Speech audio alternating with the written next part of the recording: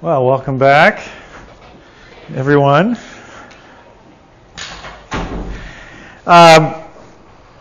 So today I want to do two things. I probably won't finish up Chapter 4 on Sparse Cholesky, but I would like to ask if there's any questions about the project. Have you had a chance to look at it? No, I see eyebrows rising. You have, I know. This is not a simple project, and there's another way of doing it, by the way, which you could also use as I was looking it over. So the idea is this. If you think about the sparse triangular solve, let me go to let me go to the notes 3. Here we go. Come on. There we go. Okay, in solving the triangular, here we go. Here's the triangular solve. Should I make this bigger? Let me make it bigger.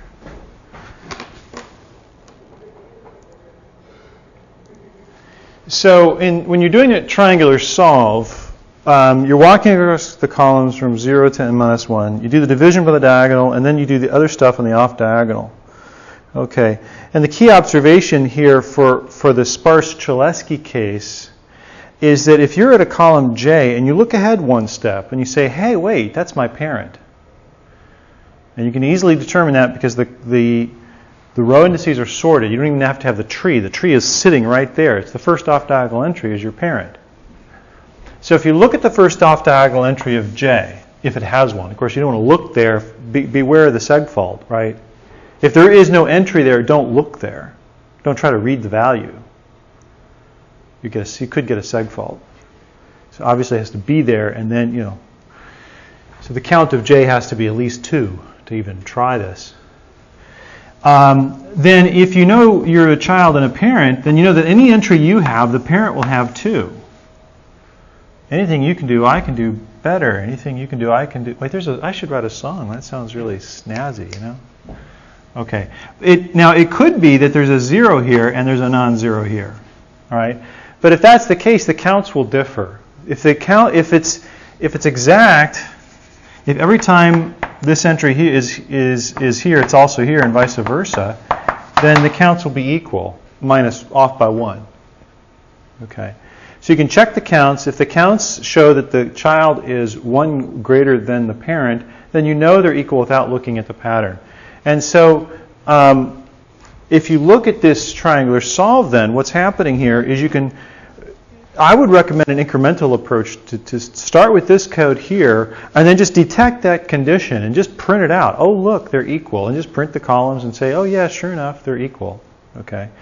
Then when you detect it, lump together those 2 or 3, you can look ahead 3 steps or 4. I've asked you to look ahead 4, up to 4. Now, if you look ahead 4 and you say, oh, it stops at 3, well, do 3, right? Don't give up completely, right? So there's 4 different kernels. There's a 1 column at a time, and 2, and 3, and 4, and you'll be swapping in between them. But when you look ahead, then you can do 2, if you have look ahead twice, you can do 2 iterations of these together. And you could just increment J by 2. You could just cut and paste this and just do it twice for J and for J plus 1. Then realize that, oh, wait, these row indices are all the same. Let me combine these loops together. In particular, there's no point, and do not do this, right? You cannot. You must not read the whole pattern of L. If you do, it's wrong. You've done it wrong. Do not read the non-zero pattern. Do not read that integer. If you do, you've done it wrong. The integer in the row index. Only, though. What's that? You were saying don't read the integer in JH. You still want to read J plus 1. Oh, in J. That's plus 1, sorry. In J, you still want to read it. Obviously, you have to read it here. You've got to get this row index. But why read it twice? Yeah. See? And this algorithm here is very data intensive. It's pulling data from memory, doing a small amount of work relative to the amount of data it's pulling from memory. So it's memory bound. This is a memory bound algorithm right here. So if you cut the memory access in half, you double the performance of the code easily. And on a 64-bit machine, the integers and the doubles are the same size. So it's expensive reading those integers in. You can just skip them altogether. And you could almost cut the integer, the memory traffic in half. And that's a huge thing. So, and don't read this one in twice either. Okay, don't do that. Don't cheat and say, oh, I won't read this one, I'll read that one. No, no, no, no, no, no. Read this one once. Don't read it twice. And when you read this integer in, then you can do both of these operations at the same time.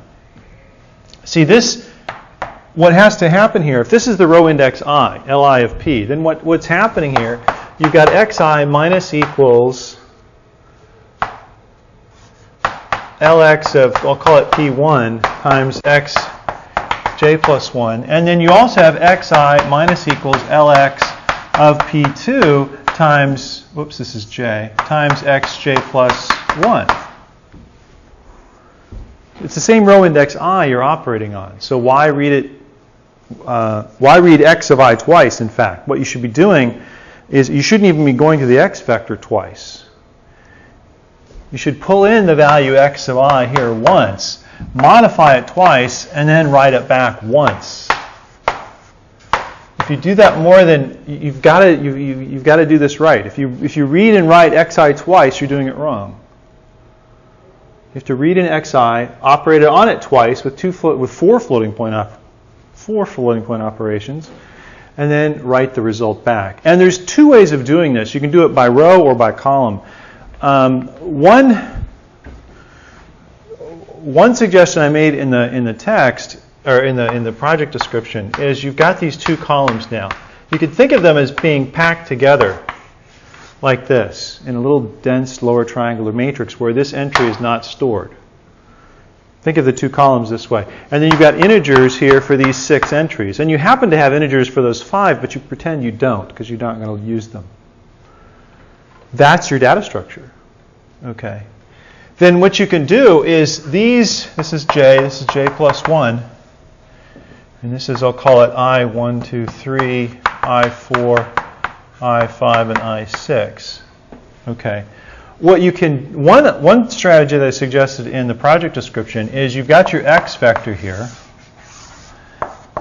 j plus 1, and then I3, and I4, I5, and I6, wherever they are. These two will be next to each other. One strategy that I suggested is, and this is one alternative, is to take these these entries and pack them so you've got some workspace here. It happens to be big enough to hold whatever column you need, but you're only going to use the first piece of it. I'll call it W. 1, 2, 3, 4, 5, 6. Put those 6 entries of X here. Okay, gather with these integers once. Gather all the integers. Now you can ignore these integers and do a dense lower triangular solve. So gather these to here and now you pretend this is column row 0, 1, 2, 3, 4, 5, and this is 0, 1, 2, 3, 4, 5. You've remapped your problem to a smaller space. And that's cool because this will fit in cache. Okay, that'll be very fast. You do those 2 steps of the triangular solve in the W vector, not in X. And then when you're done, you do the opposite and scatter W back again. You put these values back where they came. That's one solution that I suggested in the project description. Another solution is to skip W and just work entry by entry. So one thing you can do, this method might be slightly slower, but it'd be interesting to have different ones of you try different, and see how fast you can make this go. But what you can do is you can operate on just xj. All you have to do is a division and put it back. Well, but you save a copy, right? Save a copy. I'll call it xj and xj1. Okay, there's 2 temporary variables, right? Don't go reading and writing xj plus 1 over and over again, like I do here. Okay. don't do this. Put this in a temporary. Be sure, tell the compiler, look, this is going to sit in a register or something. Now, that can improve the performance if you make this into put this into a temporary.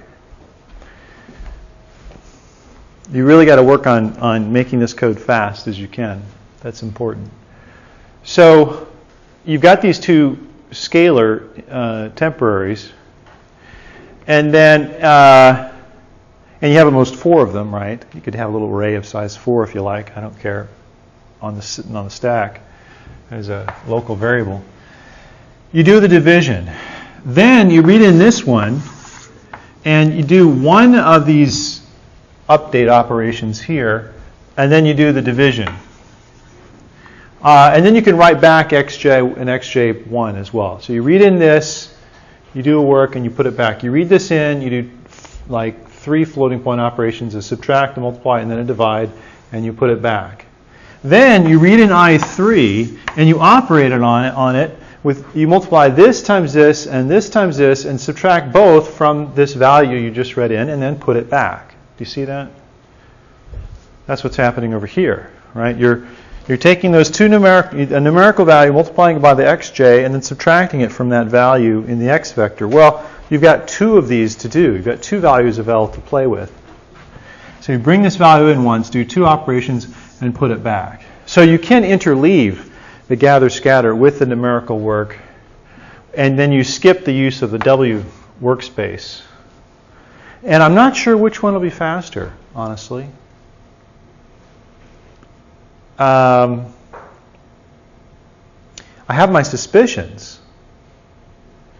I think using the W vector will actually be faster, because you have the cache. The W will fit in cache. You'll only be using entries 0 through the length of the column, and you'll reuse that same part, 0 through the length of the next column, and 0. So it's very short. So it'll probably reside in cache. That's good. So it's free memory, and very fast. This workspace here, this is not workspace, it's your matrix. You're only going to read and write this. You're only going to read this once, anyway.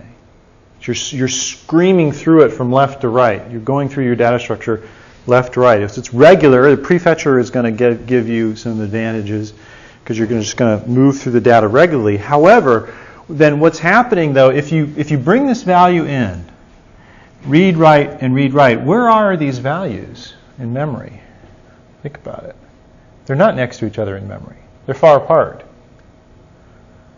So, I mean, they're not very far apart, but you may have some extra cache misses. It may not be able to figure out exactly what you're doing. Memory likes stride 1 access. Right? You get address 5, and then you get address 6, and then 7. Memory is designed to work very fast in that case, because there is no such thing as RAM. RAM doesn't exist in a theoretical sense, right? Because, I mean, this theoretical notion, it's an abstraction, it's an approximation, RAM. Random access memory that takes constant time to get to an order n-sized memory, where n is arbitrary. That's absurd. Right? As memory gets bigger, it gets slower because it's farther away. It's just fundamental physics. You have to, speed of light constraints. You've got to go get it and bring it back, because every bit of memory is going to take some space. So these issues of, let's deal with cache, it's not just because, that's because of the engineering trade-offs and that's just what we have as a piece of hardware. No, it's physics. The hardware is like that because of the physics. So we have to exploit locality. And this is an algorithm that's trying to exploit that. And you're probably going to get at least a factor of 2 performance benefit. Maybe more. By doing this. And which one of these 2 methods is faster? I'm not sure. Use whichever one seems natural to you. You could use either one. Now, of course, you have to do the upper triangular solve as well. So this whole thing gets flipped. And so there's 2 solves to do. There's this one as well. And you're working backwards. You're working from j to j minus 1. So you have to look at j and ask, Is j minus 1 my child? Is j minus 2 my grandchild? And is j minus, and so forth. You work back to figure out how big of a panel you can operate on.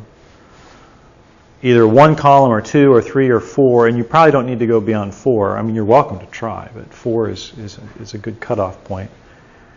And then everything is transposed. You can think of L, you think of the L transpose matrix as a matrix that's stored this way, where you have blocks of data here. Now what you're doing is you have an X vector, and you're using these integers to bring pieces of this value data in, but you're only writing out, you're reading a bunch of data, multiplying it here by these entries, and then updating only these few terms, 2 or 3 or 4 terms, 1 through 4 terms, and you're putting them then back in X. So that's what's happening right here.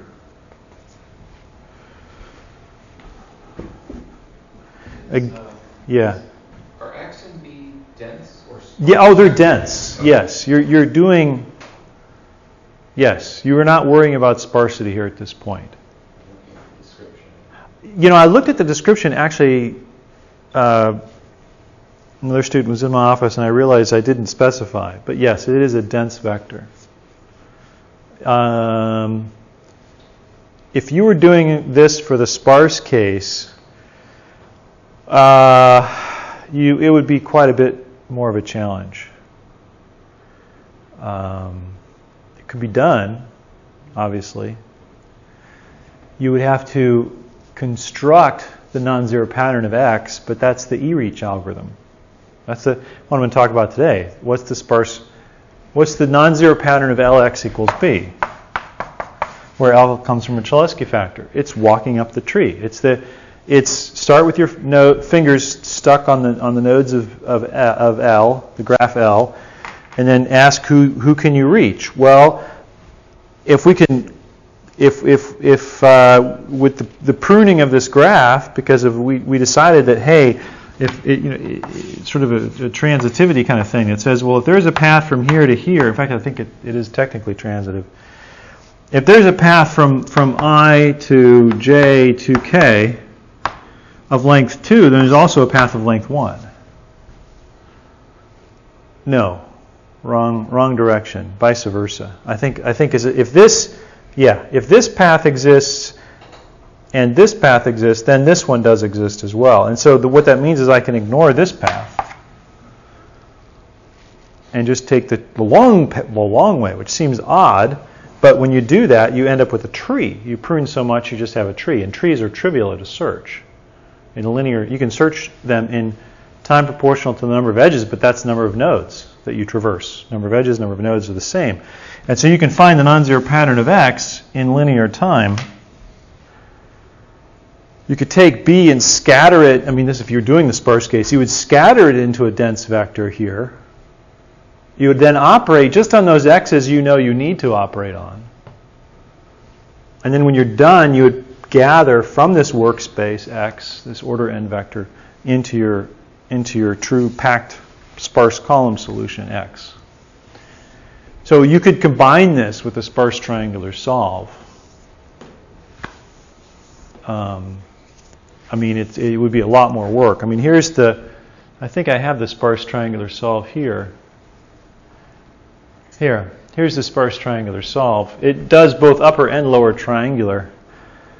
So here's the scatter. You find the reach, but of course in the Cholesky case would be the E-reach, not the reach, because it's simplified. You have then a list of entries where you know you're going to traverse, so you set those to 0. You do the scatter, you do the divides, and you do the gather when you're done. I don't think this code here doesn't actually do the gather into the result. No, it doesn't.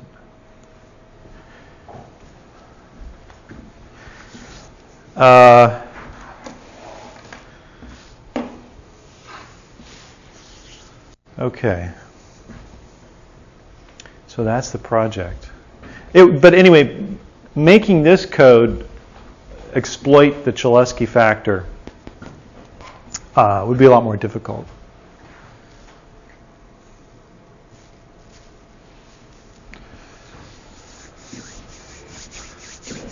Okay. So let's look now at, is there any questions about the project? Is it all crystal clear?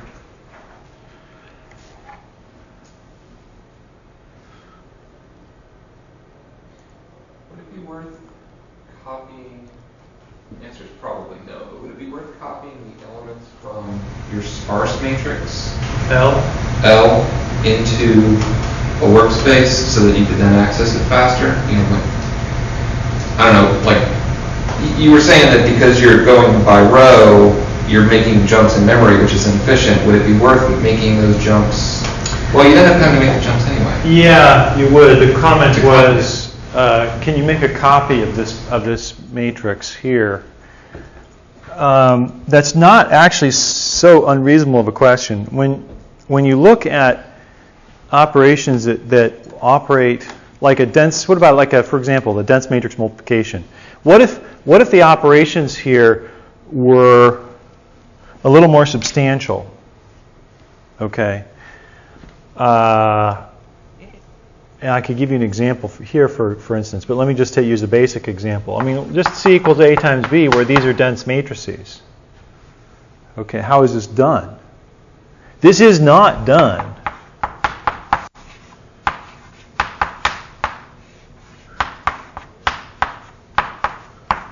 this way. This is the definition, but it is not done that way. It is slow. This is slow. It is pathetically slow.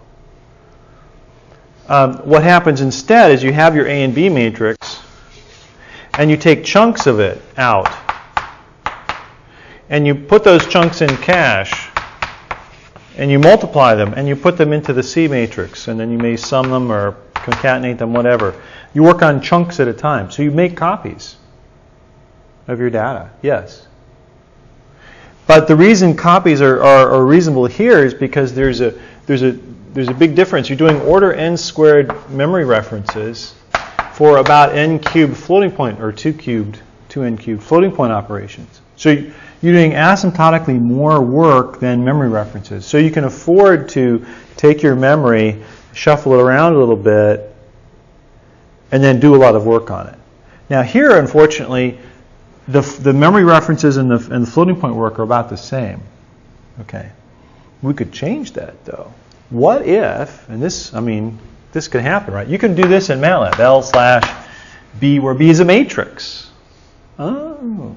Now, if B is, suppose, a dense matrix, now this X is suddenly bigger. Okay. It's got more columns. It's got K columns instead of 1. Now, you can think of this as K individual triangular solves, but that's a bad way to look at it. It's better instead to take this whole unit here, and what you're needing to do is you're doing a small dense lower triangular solve with this as your right-hand side. Then you're taking this matrix here, multiplying it by this matrix, and subtracting it from this sort of scattered version of the matrix. That's what's happening. So it's a matrix multiply now. It's a very thin matrix. It's 2 by, if this is 10 or something. It's 2 by 10, and this is, 5 by 2. They're small, dense matrices. But what if you didn't have 2? What if you had 3 or 4 or 27? Okay, now you're talking about big matrices. And what if this is not, what if this is 10 or 30 or 100? Now you're talking about multiplying rather large matrices together. Matrices that get large enough to the point where you can get close to the metal in terms of performance. You can get close to the raw theoretical machine speed.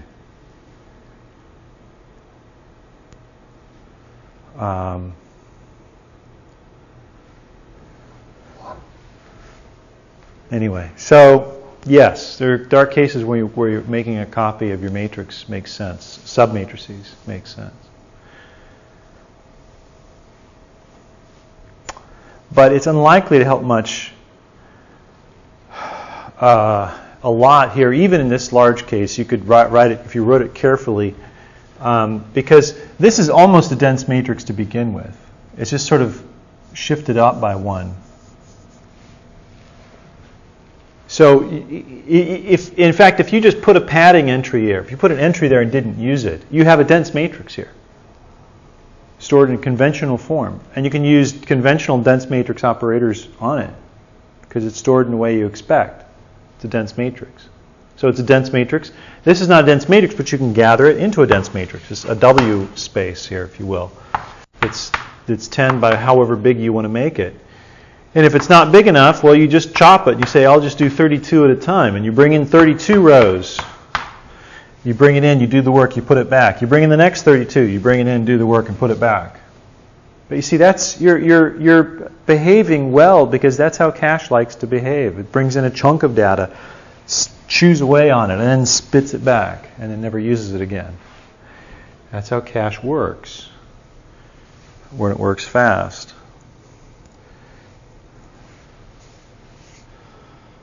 So yeah, it's a very pertinent question. Making copies is not so terrible because all you're really doing is you're just explicitly saying, here's what I want to load into cache right now, Mr. Machine. Okay. We're going to come back to this notion of gluing extra clumps together of data when we look at supernodal and multifrontal methods. The book doesn't talk a lot about those because if I did, it'd be 3 times as long. Because these codes can get very complicated. The sparse Cholesky I'm going to look at now, the numerical Cholesky, fits on a page. Or 2 pages on the screen. Okay. The one in MATLAB that exploits all this blocking and jazz, the supernodal Cholesky, is about 10,000 lines of code. And the unsymmetric cases is 20 or 30. I've lost count. And QR is that big too. I mean, these are big codes because they get very complicated very quickly. All this extra work. But they're faster. You know, that 30 or 40. You know, in backslash in MATLAB, I asked. I think maybe I told you this once. I asked the MathWorks, how many lines of code is there behind inside MATLAB that supports this operation? And they couldn't tell me. Not because it's proprietary, because she couldn't count that high. What are you going to count? You have to count all of LAPACK, all the dense matrix solvers. You have to count all of my sparse codes and all of their sparse codes. And I know I've contributed at least 100 and maybe 120,000 lines to this myself alone, and I don't do anywhere near all of backslash. I estimated that it's about 250,000 lines of code. If you were to print it out, it'd be a stack this thick. I mean, it's absurd. With a 1-character API. Isn't that cool?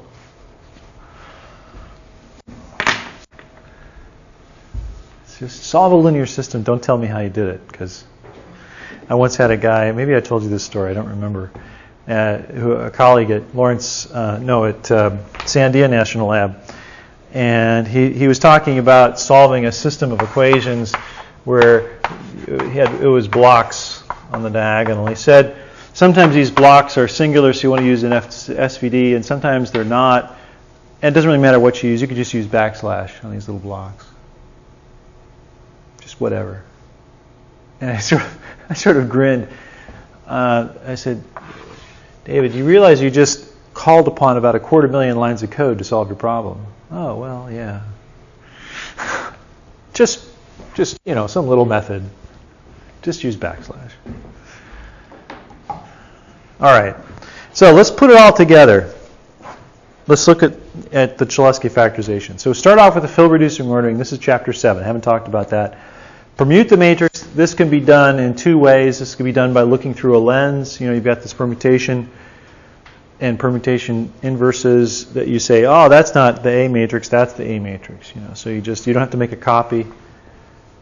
Define the elimination tree. Although I think in this code I make a copy. I actually physically permute the data. Find the elimination tree, post order it, find the column counts. I don't need the row counts. Accumulate, do a cumulative sum on the column counts to get the column pointers, and then I don't need the non-zero pattern. So now I've got L as, I've got the tree, that's useful, and I've got L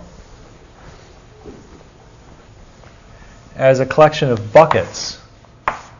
And think of these buckets as hanging off the diagonal. And know exactly how long each of those buckets are. They're exactly long enough to hold every entry that will go there. But I don't yet know what goes there, just how many.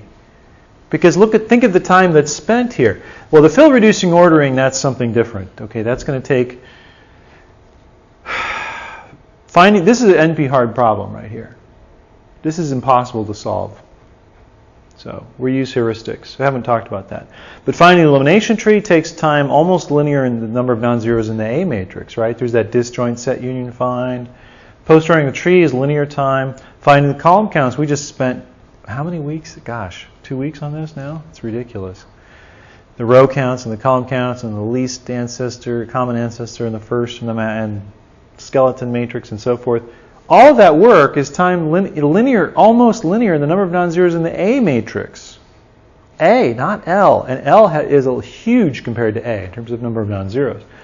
So we've just screened through this work roughly proportional to the A matrix. And same thing with this permutation. It's slightly superlinear in the number of non-zeros in the matrix A. Right here. These methods are slightly superlinear in the edge count of the graph. Because this is a graph problem. They're all graph problems. So we screen through here in time roughly proportional to the problem size A, not L, which can be many times bigger, many times bigger. And the representation, when we're all done, we have a tree, which is linear order n, a post-ordering, which is order n, the column counts is order n, column pointers are order n. This symbolic analysis, the data, the output of this is order n's memory, because I don't need the pattern. So I've got these buckets. Now the numerical solve. So here's the symbolic analysis anyway. So there's the row and column permutations. Okay, and P inverse is going to be used. This is going to be used for 3 different kinds of factorizations: Cholesky, LU, or QR. So we're just on Cholesky. Cholesky does not need the Q part. But this is the size n or m, whatever. All right. P inverse is the row permutation for QR, or it's the fill reducing permutation for Cholesky. There's the parent elimination tree. There's the column pointers for Cholesky. For QR, turns out I do need the row counts, and so that'll be a pointer used for the row counts.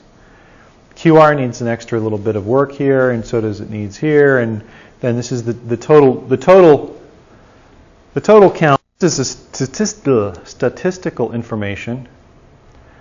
And I store it as a double just to avoid integer overflow, because I'm worrying about the fact that I could be on a 32-bit machine, and the summation of the column counts could be larger than 44 gigabytes. It'd be nice at least to say to the user, you don't have enough memory space on your 32-bit machine to solve this, because you would have to create an 8 gigabyte factor. It's really bad to say to the user, you have negative 3 million entries in your matrix L, because of integer overflow. That can cause all kinds of problems in my code and in his or hers. And so it's kind of handy to have at least an indicator that, wait a minute, don't trust the integers here. They've overflowed because this thing is bigger than 2 to the 31.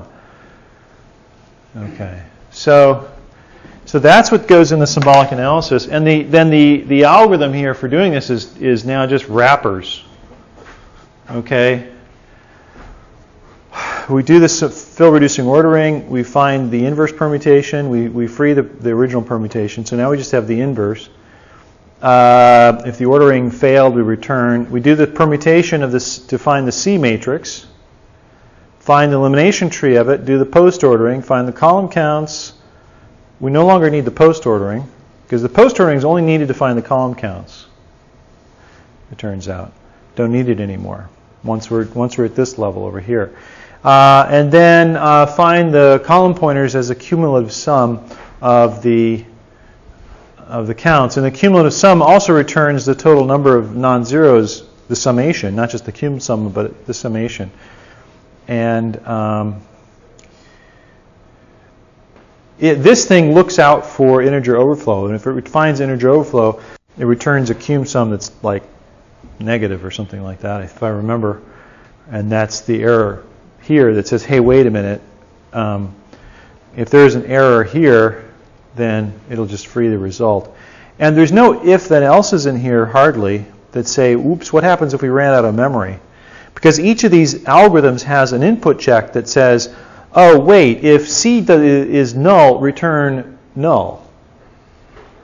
Or if parent is null, return null. Or if post is null. In other words, if we ran out of memory to create these three objects, then we return null. And then when we come down here and do the cumulative sum, if the input is null, I return 0 that says, or -1 that says, hey, wait a minute, you just gave me bad input. So that guard at the front that says check your call to see if your caller ran out of memory, and if so, just return quickly and return don't do anything, makes this code extremely simple. There's no otherwise you'd have to check if you were to carefully handle this, you'd have to check after each piece of work here, each line to say, ooh, did it work? Oh, it didn't work. Oh, I better free everything I've done so far. I have to free this and that and this. Okay, and that's just here. And then you do one more thing and it's, oh, did it work? Oh, it didn't. Oh, well then I better free this and this and this and this and this. That's what you have to do to avoid memory leaks in a code. Okay? But this does this cleanly by just doing it at the very bottom once. And these codes skip through and just don't do any work if they find their inputs are null. That's why I wrote the code this way. So I could write this kind of code very simply. Makes it more clear, makes it easier to explain in the book. You don't have to worry about this whole discussion about what happens if you run out of memory. Yet it doesn't have any memory leaks. And it's a very small number of lines of code. Otherwise I could have all these if, and the code just gets bigger and it doesn't fit in the book. So there's a reason for the elegance here. Okay, so now the numerical work here is not going to be a supernodal or multifrontal. It's going to be what I call uplooking.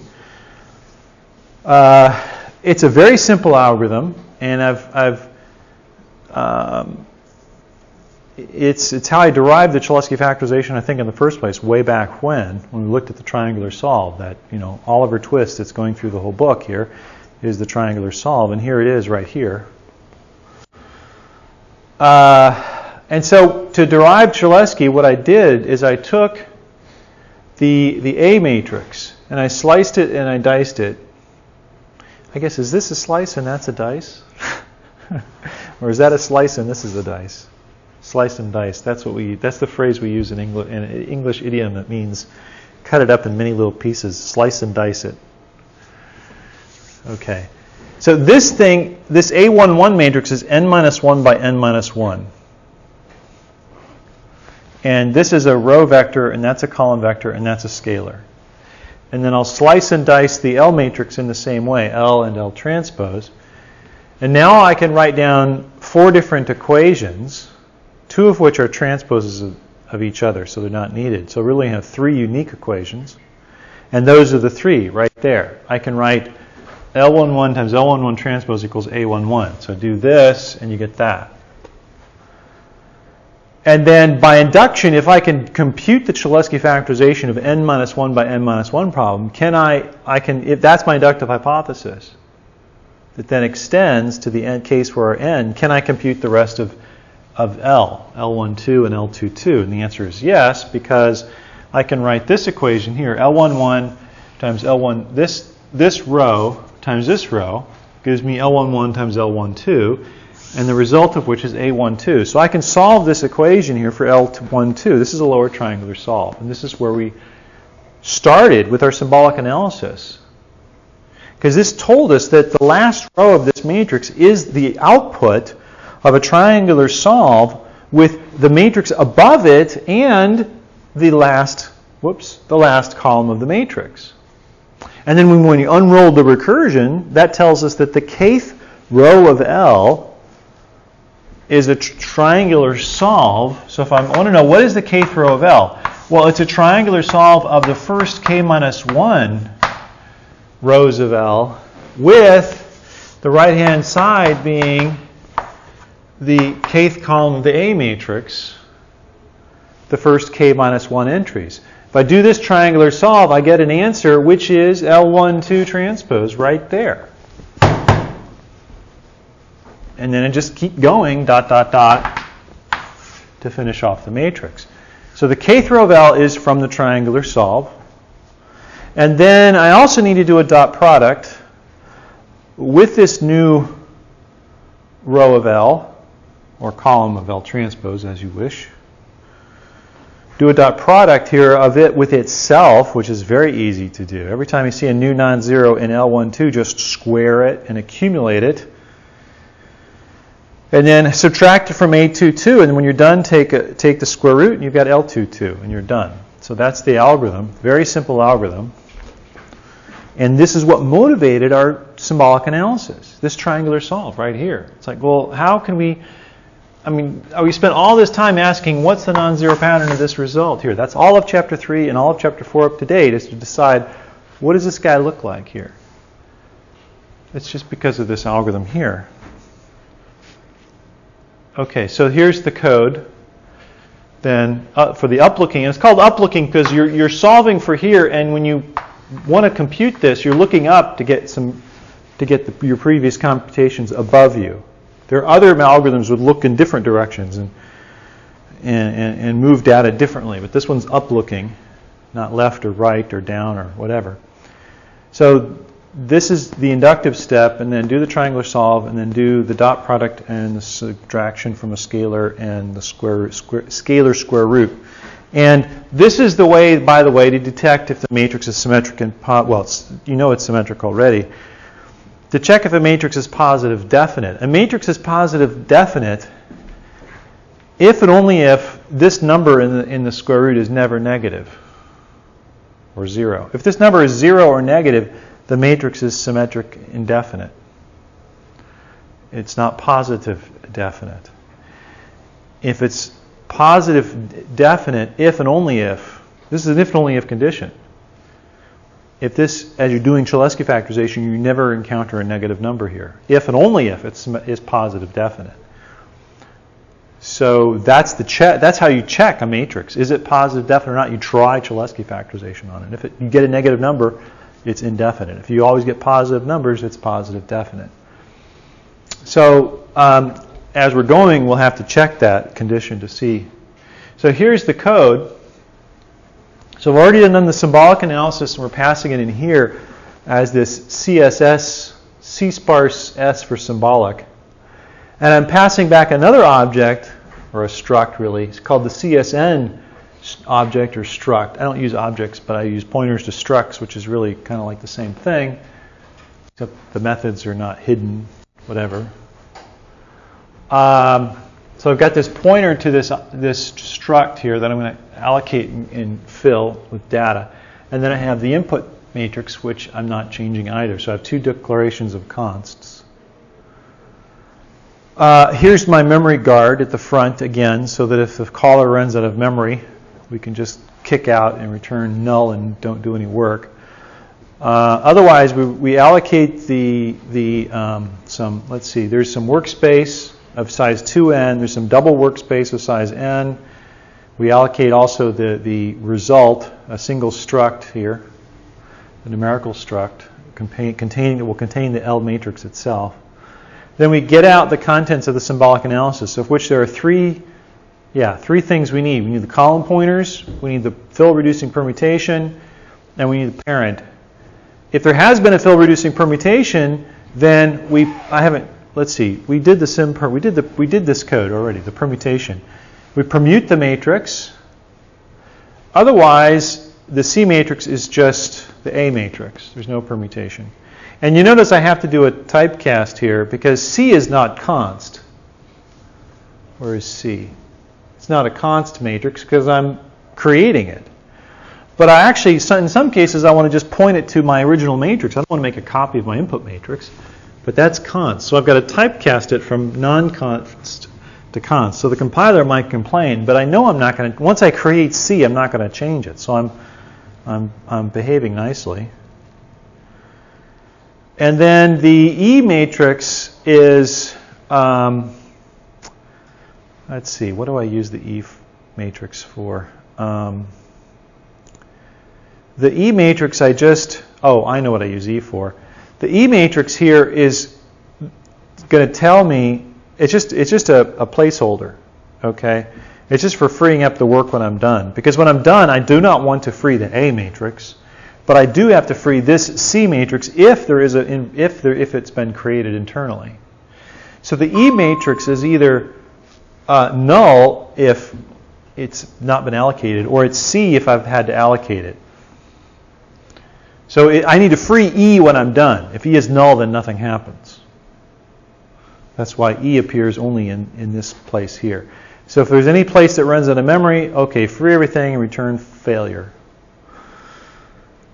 Okay, otherwise then we get out so we get the workspace here of S and C, and we pull out the C matrix, we spallic the matrix L, because we have the column pointers already defined.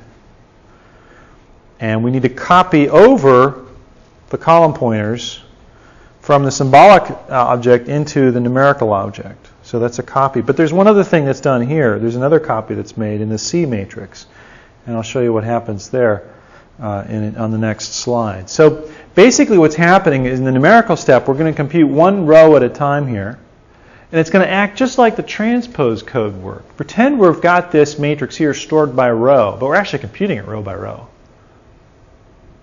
But pretend we're just, okay, give me the row, give me the next row, give me the next row. Well, we're computing it. But I don't want to store this matrix by row. I want to transpose it and store it by column. That's not a problem, right? That's how the transpose works. It grabs a row of the input matrix, or a column in terms of row, whatever. This is where dyslexia helps you. You grab this vector right here, and if you see an entry in a particular column J, and it's in row K, you go over here to J, and you put a K there. You put a K, so these buckets are getting filled from top to bottom. And we need a pointer that says, here's the next empty spot. There's an empty spot here. And so then when I come to, well, I should have moved it here. When I see this empty spot,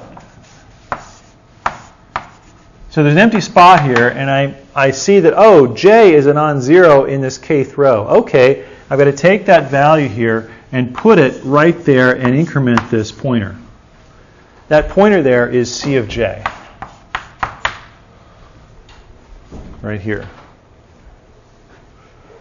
And it starts out pointing at the top of every bucket, the top of every column. So CP doesn't change because CP is const. It's from my symbolic analysis. And LP I don't want to change. That's my output. So this copy gets copied there, but it gets also copied into the C workspace, which is going to change. So now I've got 2 minutes left, so I really can't look at this. Actually, I lied. I said it was 2 pages. It's 2.5 pages. Let me just look at the big picture. The very first thing we have to do is now we have to actually find the non-zero pattern of the kth row of L. We haven't done that yet. You see, this is the E-reach. Put your fingers on those nodes and actually walk up. Find the entire kth row subtree. We've done all this shortcut jazz and not looked at the whole thing and least common ancestor and make these long hops. We've never actually visited this entire subtree. Now we have to, because I need those actual entries. So do the non-zero pattern, scatter. This does the scatter of the input into the output, X. Do the triangular solve. While we're doing the triangular solve, do the dot product. And then as the triangular solve is happening, this is the transpose right here, these 3 lines of code that takes these entries and puts them in the bucket, and then clean up, and we're done. So, and that's the diagonal. So I'm out of time, but I'm going to go through this more methodically than, I guess, just after spring break, because next week's spring break.